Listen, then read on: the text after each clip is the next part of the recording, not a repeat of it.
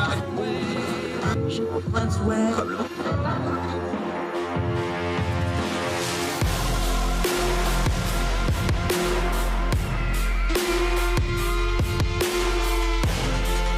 your host, Andrew Donaldson. This is Heard Tell. Welcome to Heard Tell. It is Wednesday, the 1st of June. Can you believe that? Year of our Lord 2022 just continues to roll right along. I'm Andrew Donaldson. Thank you so much for joining us for Heard Tell. A lot to cover. We're going to get right to it. There is real-world implications of Vladimir Putin's war in Ukraine. Africa, it is getting dire with the food shortages there. We'll cover a story from Der Spiegel out of Somalia. Also, we're going to talk about the Durham investigation. The first trial has come and gone, and it only took 6 hours for the jury to acquit. We'll talk about that. We'll go over to the UK, our end of the program segment. A widow talks about the interesting and unique items that folks donated for a raffle to raise money for her late husband's hospice care team who took such good care of her. We'll go over to Romsey in the UK for that great story. Also, we're going to take a break from the politics. We're going to talk some movies, especially Top Gun, which I just love to death. In fact, we went and watched it again last night with the family on a whim. We said, yeah, we got nothing. Let's go watch Top Gun again. Great movie. Big Memorial Day weekend movie that kind of went away over COVID. Is it back? We'll talk to our friend Luis Mendez, movie expert, who also talk about the businesses of movies, streaming, how they're balancing releases and streaming content. Also going to throw him a John Williams trivia question. And he's also great about breaking down what movies mean to folks. Are we out of the COVID thing now? Luis Mendez, we're going to talk a little movies with him today on the program. But first, we got to go down to Uvalde because there's something very, very rotten in this town. We've been talking about it. The kind of incompetence and cowardice that we saw in the police response to the school shooting at Robb Elementary, that doesn't happen in a vacuum. It happens in a sequence. Well, now we've got another data point. Let's go to KSAT TV.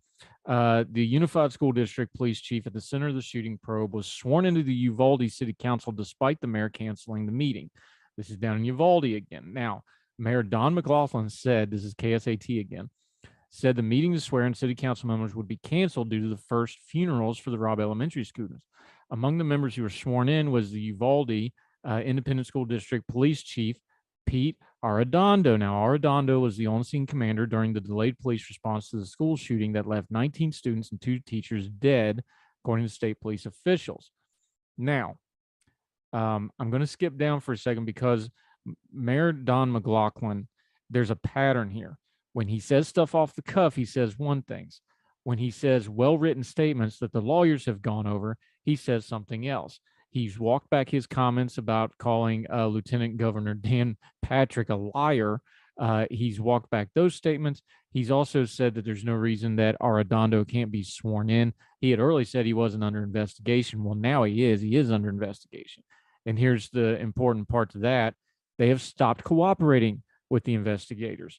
Last Friday, DPS Director Stephen McCraw said Arredondo made, quote, the wrong decision to wait so long before sending officers into the locked classrooms. He said Arredondo, who was in charge of the law enforcement response during the siege, believed the shooter was barricaded inside the 2 adjoining classrooms and that children were no longer at risk. Arredondo has not publicly spoken since McCraw criticized his decision-making, and his house is under police guard. So he's gone quiet, and they're refusing to cooperate. The Uvalde police and the Independent School District police are now refusing to cooperate with the Department of Public Safety investigation.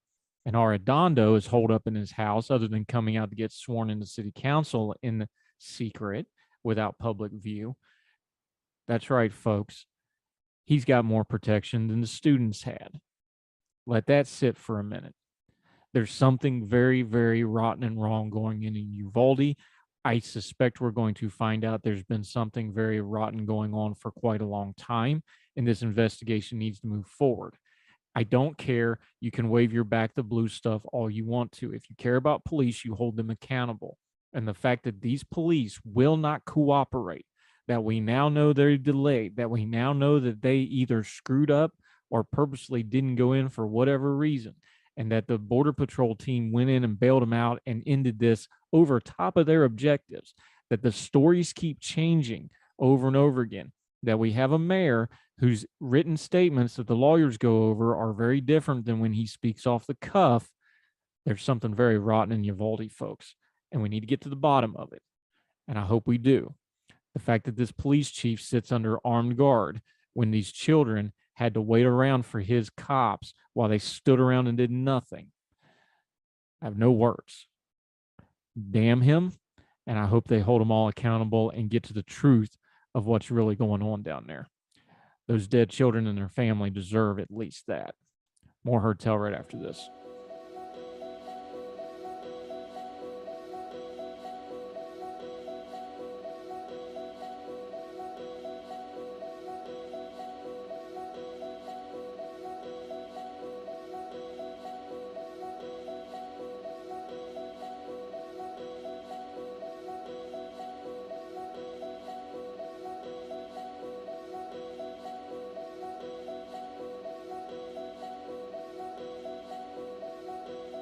Welcome back to Heard Tell. We have been talking for almost 100 days now as we approach the 100-day mark on Vladimir Putin illegally invading and butchering in Ukraine, that this was going to kill a lot more people than just in Ukraine. Der Spiegel, the German publication, writing about Africa, Somalia in particular.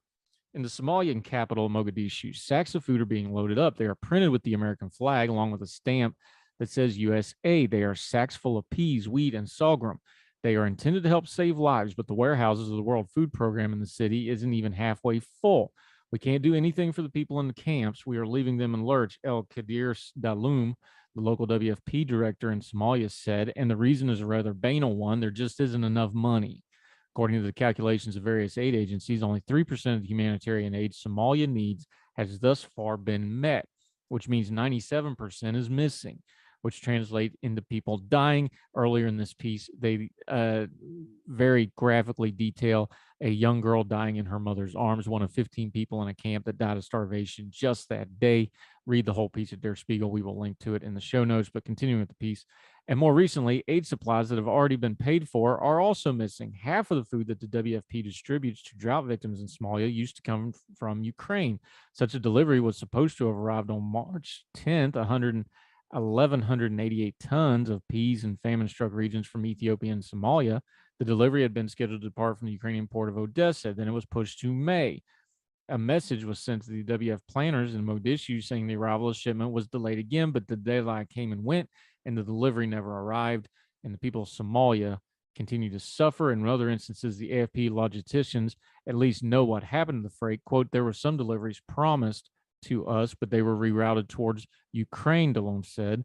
WFP headquarters in Rome confirmed some of the deliveries were rerouted to Ukraine instead of continuing to the crisis regions they were originally intended for. But WFP headquarters say those diversions have no effect on the provision of aids in those countries since sufficient reserve supplies are on hand. Since because of the war in Ukraine, it has become increasingly difficult to procure fresh supplies. Hunger in Europe is now competing with hunger in Africa, and it is now possible to find victims of Vladimir Putin's violence in every corner of the world. Folks, we have history. If Europe is competing with Africa and Hungary, we know which of those two is probably going to get aid first. It shouldn't be that way, but it is. We need to remember there's a lot of real world people dying in ripple effects of this war. And as our focus turns towards Europe, not to forget the folks in Africa who are suffering greatly. More Heard Tell right after this.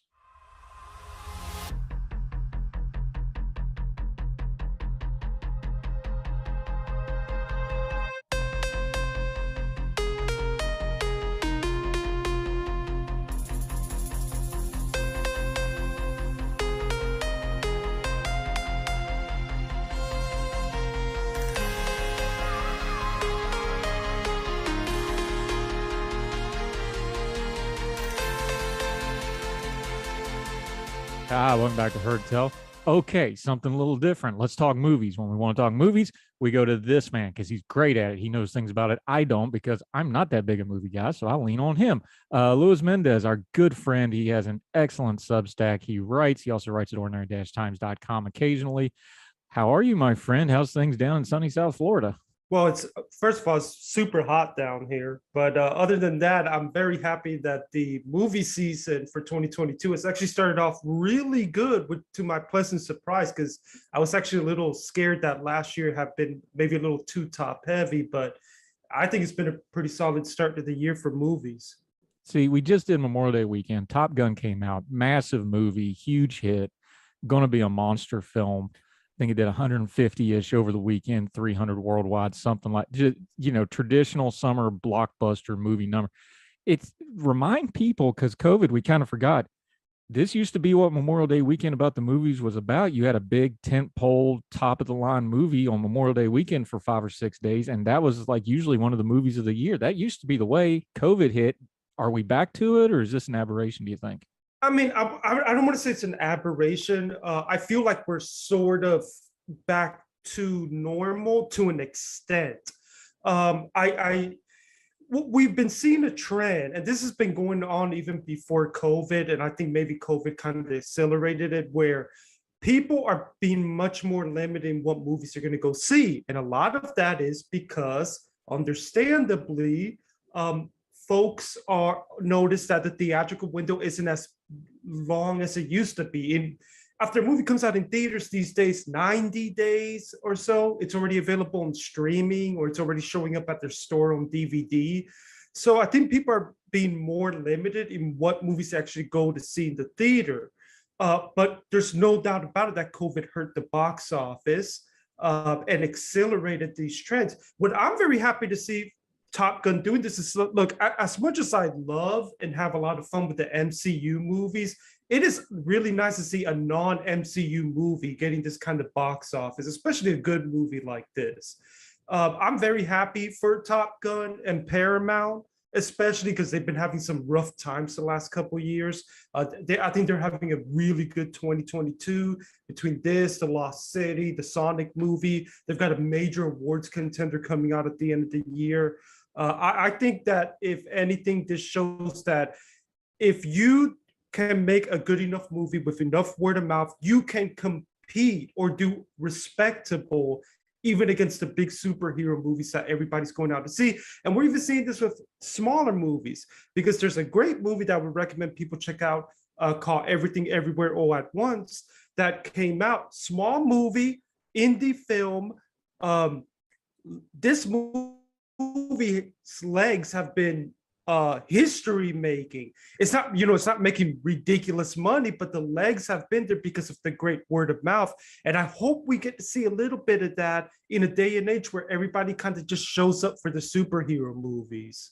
Yeah, and it's interesting you bring it up that way, because one of the reasons I like following you and your writing is you understand, you don't just review the films, you understand the business side of this. Talk about this for a minute, because I don't remember, at least in my lifetime, a movie like Top Gun. And maybe it's because, Tom Cruise has the stroke to make these things work. Maybe it's because the brand is so big and so nostalgic.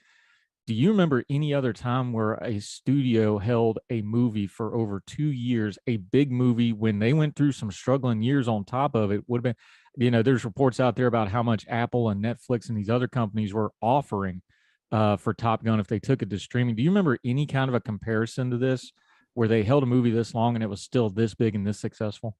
This long, but I know that this is not the first movie that was held back because of the pandemic, that there were rumors of streaming services getting involved and getting it. I mean, I think that the latest James Bond, there was talk about Amazon streaming it. Godzilla versus Kong, there was talk about Netflix buying that from Legendary. I know that the Dune, there have been some talks about that, which led to the director kind of speaking out. But yeah, this movie has been held back from us for 2 years now. I mean, I remember watching trailers for this back in 2020. But they have been very careful to say, we're going to release this when the crowds are back so they can see it on the big screen.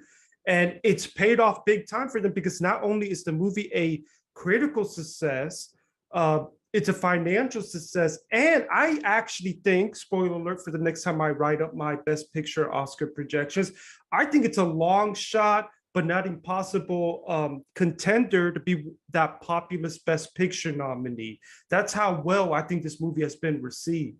They're definitely going to get some technical awards, aren't they? Because I'll confess, and I'm somewhat known as not being a huge movie goer. I don't like the climate of a theater, but I went to this and I went to it in IMAX. And I was telling you before we started, something like IMAX, when you have a live shot movie for the most part, there wasn't a lot of CGI in this film. You could really tell the difference in the way this movie was shot. This was quite an epic achievement in movie making. I know a lot of it's technology from the first one 35 years ago, where they can put cameras in the cockpits and things like this. It's just spectacular just watching it visually. This was, aside from the plot and the nostalgia and Tom Cruise and the soundtrack, that movie visually is just one of the best things to just sit and stare at for 2 hours of anything I've ever seen on a big screen. Oh yeah, and I think it's one of the things that, say, like a Christopher Nolan has been generally good at, is that they're in this day and age of CGI to actually use some technical, real life stuff, which you just can't beat when you're compared to trying to recreate something. I got to think that sound wise, at least this gets a nomination, at least sound.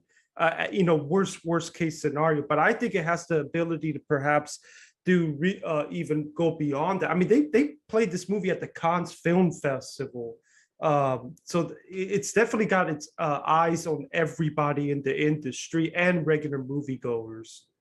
Yeah, he won't get it, but I wouldn't mind seeing Miles Teller getting some kind of a nod on one of the lower level awards for something, because I thought he was great in that film. Oh yeah, I agree. But unfortunately, when it comes to acting awards, it's very hard for genre films to break through. If a genre film breaks through big, it'll usually just be based on the story and the movie itself. Unfortunately, we don't get those Heath Ledgers, Melissa McCarthy, and Bridesmaids sort of things. They're very rare. Yeah, but I thought that was an eye-popping moment for Teller, who's been really good for a while now. Yeah, but man, you take Anthony Edwards is a well-known actor. And that role is iconic. Everybody knows who Goose is. If you just say that, that's all you got to say, and everybody knows it. And man, he killed it. That's not easy for an actor to carry that kind of weight on a new film. And he transformed himself, and I thought it was pretty impressive myself. And I'm a fan, so I'm biased here, but if that doesn't work, that movie don't work. And he carried it. Yeah, and I even said in my written review that he did so well that I actually looked up just to make sure that Miles Teller was not Anthony Edwards' son, because he just was that well in the role. And it's nice to see Miles Teller finally, because he's a great actor, like you said, but unfortunately, some of his projects of late haven't been great. So I'm happy to see him in something good. I think the last thing I saw him in something really, really great was maybe Whiplash from a couple years back. And by the way, and this isn't really a spoiler because they show it in the trailer, but it is nice to see Val Kilmer again, especially with the troubles that he's been dealing with of late. And I think that really helped to come full circle into that relationship between Maverick and Iceman. Yeah, and we're not spoiling anything. Everybody knows he has throat cancer. This will probably be his last film role for all practical purposes. How good of an actor do you have to be to act after you no longer have the ability to speak? And he conveyed stuff with his facial movements and I thought he wasn't just there for filler. He did a performance, and it was, man, there wasn't a dry eye in that theater I was in when that like, as soon as they knew, like, oh, this is the Val Kilmer scene, like you could feel it in the theater. Like it was one of those visceral moments that you only get in the theater. And I know I bash theaters, but this was one of them where everybody went, oh God, this is where Val is. And you could feel it out of the audience, and it was emotional. It was perfectly well done. There was just a little hint of comedy to take the edge off it. That's as good as seen from two real pros as you'll ever see, I think. Oh yeah, and it is one of those moments where I think it's able to create that audience participation moment in the theater, that if audiences just kept quiet and had more of those, that people would understand the point of having a good time at the movies. And I will say that if any folks out there want to know more about Val Kilmer, the stuff he's going through, they're on Amazon Prime. There's a great documentary that came out last year called Val, and having seen that documentary before seeing this, it only really made me even more appreciate more that they were able to get him in this movie. Yeah, you could hear a pin drop, and I was watching it in IMAX, which is as loud as it gets, and there's, I don't know, 400 or 500 people in there. This is way bigger than a normal movie theater. You could hear a pin drop. during that scene. Like it was a special moment. By the way, Miles Teller, free plug here, Only the Brave. Great movie. Didn't do great at the box office. Josh Brolin's in it. The firefighter movie. Those are the smoke jumpers that killed out in New Mexico. I thought he was great in that he doesn't get a lot of Oh, credit for. hey, you're right. I almost kind of forgot about that movie. I think I remember that film coming out a couple years ago. Yeah, and he's the main character for all intents and purposes. He really carries it and does a great job in a really, really hard role, very emotional role. But that's a great movie that, for whatever reason, it's just one of those movies that didn't do that well. I know it's a heavy subject matter. Maybe that was part of it, but Josh Brolin's in it. It's a great cast. Encourage people to go check that one out. Talking to Luis Mendez, our good friend. We're going to take a quick break, come back. I want to talk a little bit more about the movie business. He's already got a list going for award season. This has been a big year. This has been a big year for a company that's been struggling movie making wise too. Going to ask him about that. Luis Mendez, our good movie review and friend. More on Heard Tell with Luis right after.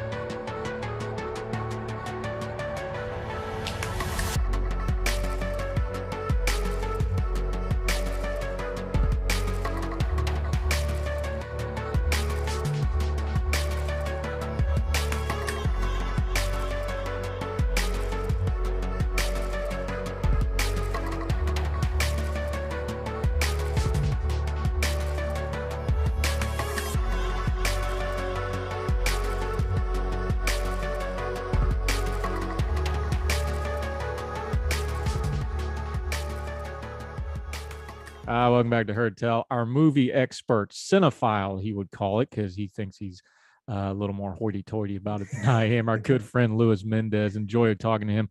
All right, Top Gun is part of the stable of a movie company that's kind of had a lot of trouble. Their streaming service has been doing really good. Paramount is having themselves a banner year in a year where other brands like Netflix is having a hard time. A couple other movie houses are kind of struggling. Man, Paramount's just killing 2022, aren't they? Yeah, it's almost kind of reminding me of Warner Brothers last year, aside from some of the struggles they had regarding how the same day streaming may have hurt their box office. Paramount, they were really a company that there were rumors about them just becoming a content company for their streaming service. They had some really rough times in the pandemic where they did sell some stuff off, including Chicago 7, which is a movie that ended up going all the way to the Oscars. And Netflix was the one that got to ride that because Paramount sold it to them. But this year, they've been really hot. The Lost City has been a nice little box office hit for them. That's a Sandra Bullock, Channing Tatum romance comedy. Sonic 2 has made good money. And now this with Top Gun. And later this year, they have an awards movie, Babylon, which I believe for now is the movie to beat for Best Picture. They really have gotten themselves into a really good position this year. I just hope that they don't, I understand they need to make content for the streaming service, but I really hope that they don't quit making more theatrical content because they have really shown that they still got it this year. You brought it up, so let's just compare the two. Of course, Warner Brothers is HBO Max. The talk here about a year and a half ago was HBO Max was just going to dominate everything in the pandemic because they could do the dual releases like that. Paramount has already announced things like Top Gun. Hey, 1 month it's going to be in the theater. 1 month it goes to streaming. Compare and contrast the two, because I'm sitting here looking at that Top Gun number, and of course they're not going to have another Top Gun for 10 or 15 years, but that seems like a better model to me. It's almost the old DVD VCR model of, all right, release it a couple of weeks, as soon as give it a 4-week theatrical run, then put it on streaming. Does that seem like a little better model than the dual release thing? And I know that was kind of pandemic driven, but at the same time, we got to compare what they did, right? I think it is a smarter one. As much as I really enjoyed Warner Brothers content last year, I think that same day streaming absolutely hurt them at the box office. We have the numbers in front of us that people a lot of people watched it on the same day streaming than they did to come out to the theaters, which also was one of the many factors that hurt my favorite movie from last year, In the Heights. A lot of people saw it on streaming than showing up. Whereas if you were a big IP movie, you could survive that. But if you were a smaller movie, it was a little bit harder. Warner Brothers is also doing what Paramount's doing. The theatrical windows these days. I remember when I was a kid, you'd have to wait half a year until something went from theaters to being available at home. These days, I mean, 90 days after the Batman came out, it was already on HBO Max. Everything Everywhere All at Once, which I mentioned earlier, that movie's still in theaters, but I've already been able to pre-order the 4K Blu-ray, and it's going to be here in less than a month. That seems to be the new model, and I think it's a smarter model because a lot of people kind of show up to the theater mostly kind of these days in the first week or two that a movie comes out. So I think it's better just to get that extra money from the folks who are going to wait till they can see it at home instead of waiting so long, just have it available quicker, and just let word of mouth carry for anybody who wants to see the movie on the big screen until it comes out at home. And I think it is the future model for these studios. I know some theaters aren't happy about it, but the fact is that this is the era we're living under. People are just much more selective and more top heavy in what they watch at the movie theaters. Yeah, and under that auspice, Luis Mendez, our good movie friend, joining us on Heard Tell, a movie that I adored and loved, but it fell victim to demographics. It didn't do quite as well as people thought it would do, and one of those is because they thought the audience streamed older for that brand, and that hurt them because the older audience isn't back to the theaters like the younger audience is. Downton Abbey, I went to it in the theater, back-to-back theaters. I had Downton Abbey, which is one of my favorite brands, and then of course Top Gun. It's been a good 2 weeks movie run. I'm not going to the movies for like 3 years. I'm not topping that. But the row I was sitting in, I had my 16-year-old to my left bawling her eyes out, and I had two 80-year-old women to my right, and they were crying, and they had to stop crying to check and see, is she okay, my daughter, because she was crying so hard. This was a great film. But the makers were even open, like, hey, we're not sure about the audience because that older audience isn't coming back to the theaters yet. And they just blatantly said, like, we ain't even worried about it. We know it's strong. The reviews are good. We're going to make it up in streaming. That's kind of the flip side of that coin, isn't it? Because the movie going audience changed. It wasn't just COVID. It's just habits changed. And that older audience has found streaming. And for a lot of reasons, because, age changes your lifestyle, they seem to started liking it, didn't they?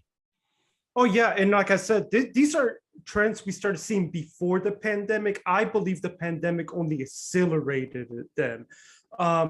Yeah, I mean, Downton Abbey, which is a movie, the second movie especially, I actually really loved the first movie, but I think this one was an even more effective movie because completely agree. Because to me, the last film, as much as I liked it, it kind of felt like a reunion special, whereas this felt as a proper follow-up and finale, if this is going to be the last thing we get from that series.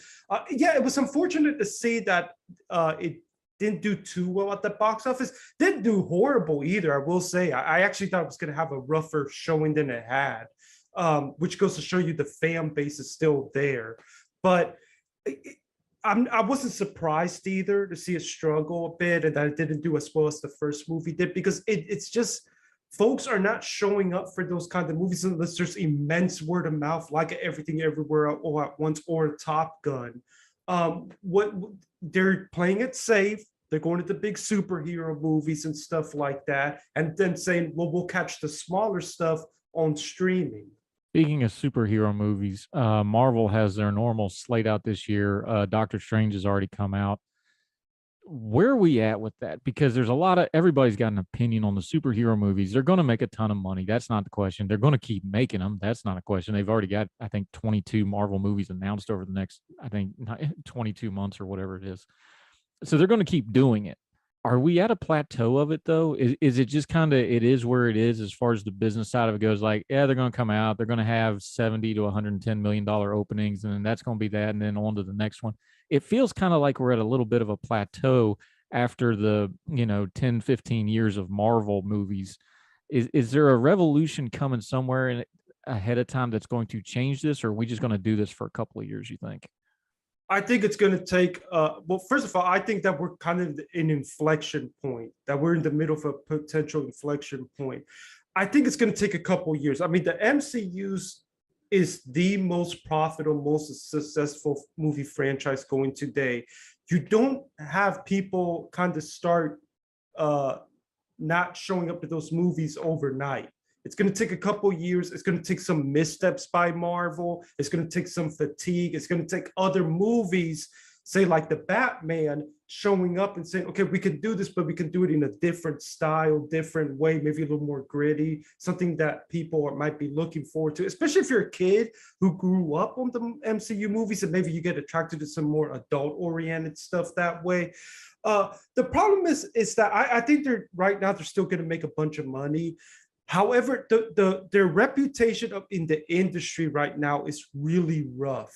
And I think it's because a lot of directors and folks who are trying to come out with their own original movies see them as the reason that they're struggling at the box office. Now, it's not to say that their fears are legitimate, but I don't think it's just a Marvel thing necessarily, because DC movies make a lot of money. The Godzilla King Kong movies that have come out lately have made a lot of money. It's about known IP names that people feel safe with. But I think the MCU has become the face of that, which unfortunately for them, as much as they have a cultural footprint, it's not gonna necessarily give them the respect in the industry. If they get any respect from the industry or particularly film schools and stuff like that, you're gonna have to wait years down the line when people kind of are able to look back on it after it's over as, wow, this is an amazing thing that they were able to pull off over the years.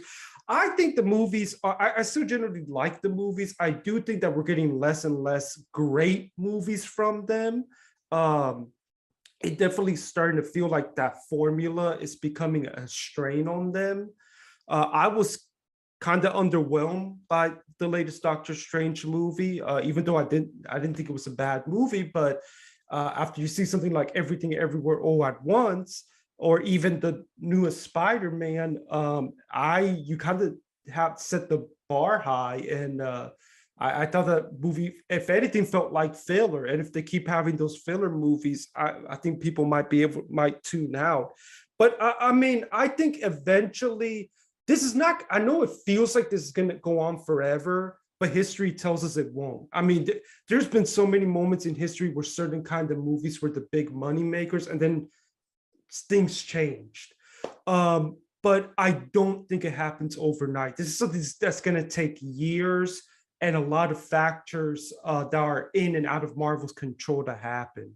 Yeah, and you're writing Louis Mendez. Find his writing at his own Substack, also ordinary-times.com. You've done history all the way back pre-20th century movie history for us before.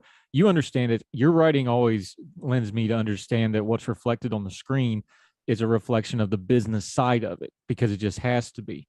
This is a case, I think, where the business side of it is going to eventually do more to it than the content or the audience side of it, because, like you've written about before, the other part of these Marvel movies people don't realize is these things are huge bandwidth sucks for these companies. We think about the movie industry being rich. It is, but it's not unlimited. These actors are on multi-year, multi-part contracts, multi-movie contracts. These productions, sometimes they do the productions 2 or 3 movies at a time, which can take a year or two up. There's a lot of overhead, for lack of a better term, to making these Marvel movies. And the business side of it, like you said, there's just a lot of creative people that either aren't going to get involved in that because it ties them up too much, or studios that are like, man, this is a big resource drain to do something that we've done 25, 30 times already. Isn't that kind of the part of this that'll probably change it a lot before the actual audience gets fatigued of it? I mean, it could be a part of it. I mean, Disney is Disney. They're a multi-billion-dollar company, and they're the ones backing Marvel in this. So I think that helps too, that they have so many resources. But if especially the studios who have kind of tried to come up with their own cinematic universes and stuff like that, and they've struggled.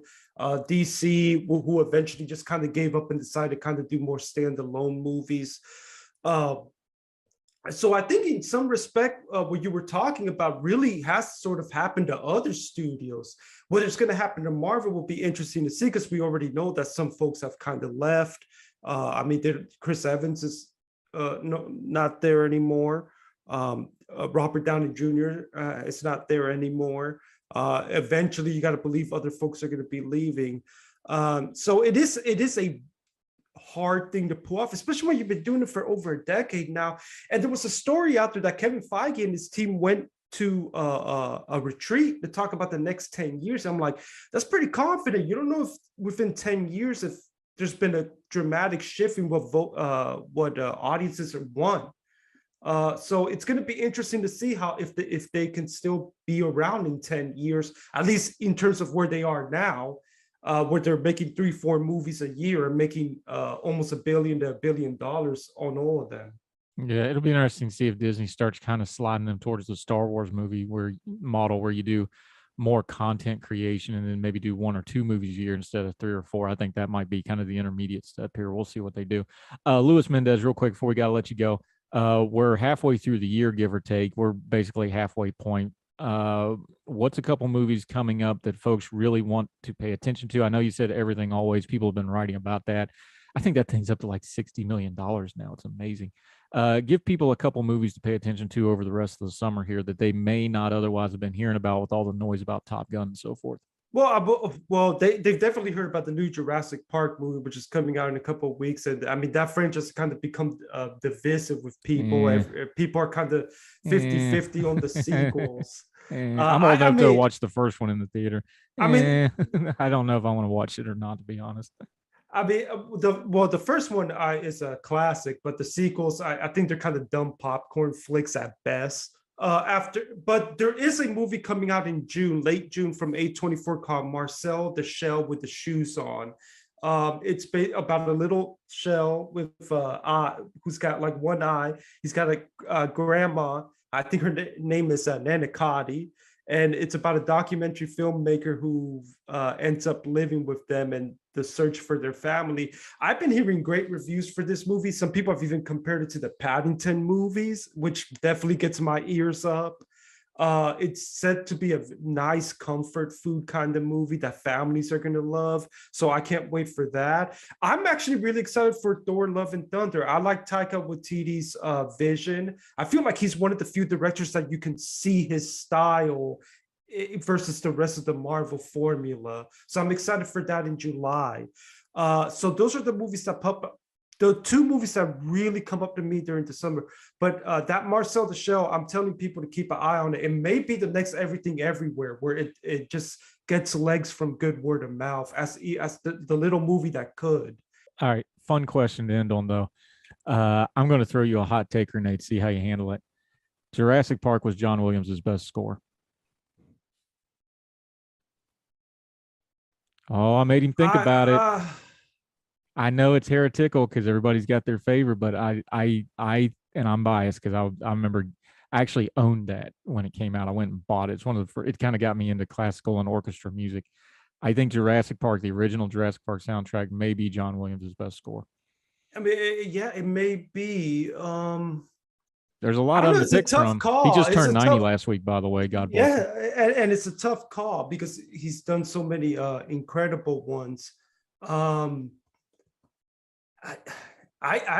sat in an IMAX on Sunday. I sat in an IMAX, and just that da da da, like that's all they needed, and everybody's like, "Oh, that's Jurassic Park, John Williams."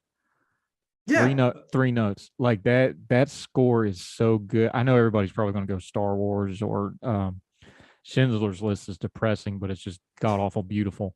But I think Jurassic Park might be his best score. Just top to bottom, the entire soundtrack. There was not a bad. Everything was just pitch perfect. I think that's his masterwork. That's just my opinion. I mean, I need to double check. Did he do Jaws? I need to double check. I don't remember. I don't. Yeah, Jaws I'd have is to a double bit check. before my time. If he did Jaws, then I'd have to say that it's a tight battle between Jaws and Jurassic Park. Then. Yeah, but I put Jurassic Park over Star Wars, which will make people mad, but it's a better. I'd probably agree, but I tend to have unpopular opinions when it comes to Star Wars. Now his Duel of the Fates might be his single best piece of music he ever wrote. That was spectacular, but Anyway, the great John Williams turned 90 last week, so I had him on my mind. But that's why we like talking to Luis Mendez. If it's movie related, I can throw it to him and he's got an opinion on it. Let folks know where they can find your writing. Your Substack is great. You've got YouTube stuff going on. You also write at Ordinary Times once in a while. Hint, hint. Love to have you back. Let folks know where they can find you and follow you, my friend. Well, there's definitely going to be a piece coming now that the Cannes Film Festival is over and Top Gun has become a Best Picture contender. But find my writing over at mendesmoviereport.substack.com. I've actually been very happy to see the views numbers that I'm seeing the last couple months from there. Also, if you want to find me on Facebook, Instagram, Twitter, if you've got a letterbox, Mendes Movie RPT, you can find me on there. And I've also got a YouTube channel. I still got to work on it a little bit. I want to do a couple of videos on there, but I'm still working on it. That's where you can find me. You deserve all the success, my friend, because you do fantastic work. You've been a good friend for a couple of years now. Great writer, great commentary. One thing I want to mention about Top Gun 2 is people be surprised. There's some laugh out loud funny moments in that movie. Like they really did a good job balancing with the humor. Meant to mention that earlier, but it's just a pure summer blockbuster. Oh yeah, audience reaction film, and it never takes itself too serious. Well. Yeah, it never took itself too serious. It knew exactly what it was. It was perfect summer movie. Loved it. And I'm one of those kids. I was like 7, 8 years old when Top Gun came out. Like that's one of my foundational movies. I'm just telling you, it was a great movie. Anyway, Luis Mendez, you deserve all the success, my friend. Happy to continue to promote you, and we'll talk again soon because God knows we need some movie escapism with the way the news has been lately, don't we, my friend? Oh, yeah. I mean, that's the great thing about the movies. It helps you escape. Yeah, and we definitely, I really think that's one of the reasons like a Top Gun's doing so well. It's like everybody was just ready for, let's just do raw for 2 hours and feel good. I think people were ready for it. That's what we do with Luis Mendez. He makes us feel good about the movies. Thank you, sir. We'll have you back soon. Hey, thanks. I love being here. Yes, sir. Anytime.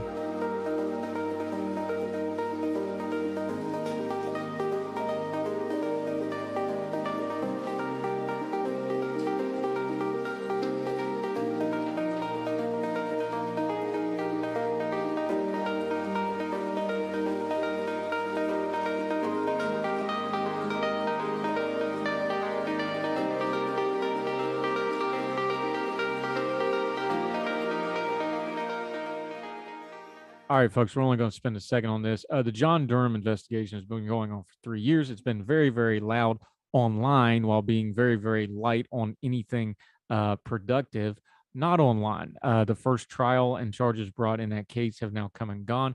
The Michael Sussman trial has come to an end. It took the jury just 6 hours to come back with an acquittal. Now, 6 hours might sound pretty long, but when you consider it takes them 3 or 4 hours just to go through the jury instructions, that's nothing. This jury came back almost immediately with a not guilty verdict. Now, a lot of people are going to say a lot of things online about this. Look, if you're new to the program and if you're new to planet Earth and you're just now discovering that the Clintons are corrupt and play dirty pool, welcome to the ball game. This is known for 30 some odd years. I don't know where you've been, but yes, the Clintons are corrupt and do shady, borderline, and sometimes blatantly illegal things. But that's not what the issue at hand here is. The issue at hand is John Durham has been a special prosecutor for 3 years coming out of William Barr's charge and has nothing to show for it. Now, there's legal experts who actually think he brought this case because he brought it the last day that the statute of limitations would allow him to do so, just so he could air a whole bunch of stuff in this trial about some of his theories without being able to actually prove any of it. And this is the way of getting it out there and sustaining it. The truth is, this is the end of the Durham investigation. He's going to lose steam. People are not going to have any incentive whatsoever to cooperate with him, and they're certainly not going to fear him after this. This is it. The Durham investigation has been a white whale for a couple of years now. That was going to be what finally throws Hillary Clinton in jail and exonerates Donald Trump. It's going to be neither of those things. I'll quote our friend Ed Morsi over at Hot Air here, or paraphrasing, I should say. This is how general counsels usually end, with a fizzle. Maybe people will quit using them because they almost never come out to anything productive. The John Durham investigation, put a spike in it. It's done. It'll still continue to be loud. It will live in on legend, but its actual productivity is over, and it didn't accomplish a thing other than give us some details on what we already knew. The Clintons are corrupt. Trump had some questionable stuff. The FBI cleared the Alpha Bank stuff. We probably should all move on, but we won't. So there it is. More Heard Tell right after this.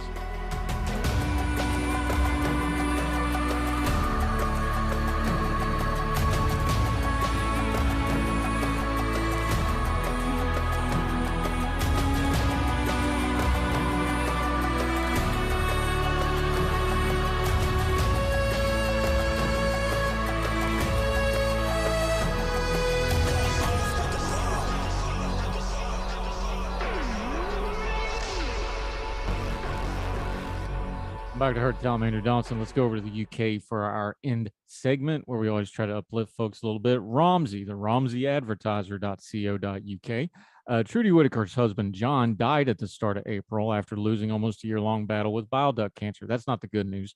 The response is John, 52, or Booby, Booby, as everybody called him, spent his last months at the Mountbatten Hospice on Botley Road, Southampton, after learning there was nothing else doctors could do to treat his illness.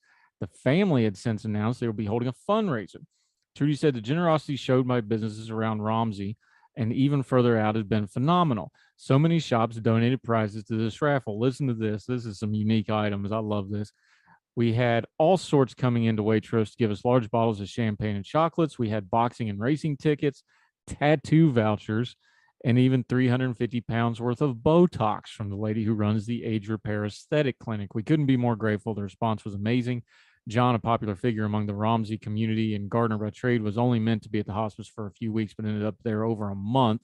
On the night he died, Trudy said the family raised 400 pounds by passing a hat. They've since returned to the hospice to plant a Mountbatten rose bush in his memory. They felt it wasn't enough, so they've came back and done this raffle. Really cool thing to do. They said the hospice could not have been nicer. Sometimes they'd have 20 or 30 people in there with John as he ended his life. Good on them. I love stories like this, communities coming together wherever they are and families taking care of their loved ones. Plus, that's pretty cool. Anybody raffling off tattoo vouchers and Botox? That's pretty cool. It seemed like a good character. God bless his family in their time of grieving. That'll do it for Heard Tell. We hope you continue to subscribe and watch and listening, however you are on any of the podcasting platforms or the YouTube channel. Appreciate your support.